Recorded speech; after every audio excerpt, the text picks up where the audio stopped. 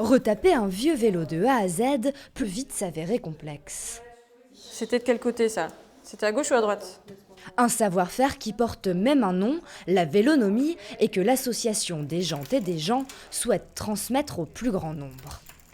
Du coup, en apprenant à savoir entretenir un vélo, eh bien, on devient autonome là-dessus et ça permet de continuer à ce que les vélos vivent et non pas restent à l'abri dans des caves en dépérissant. Nous, le but, c'est vraiment de continuer à vivre avec tous ces vélos qui existent déjà.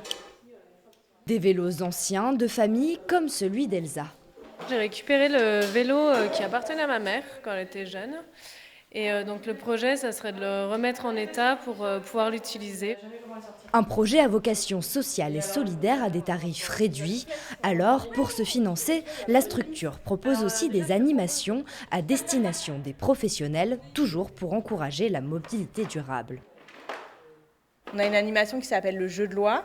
Donc c'est l'entrée éco-circularité des ateliers vélo, de tout ce qui est possible, les recycleries, les ressourceries sur un territoire. L'idée c'est non seulement de créer de l'émotion, une expérience, mais d'enclencher derrière des changements de comportement et que ces changements se pérennisent.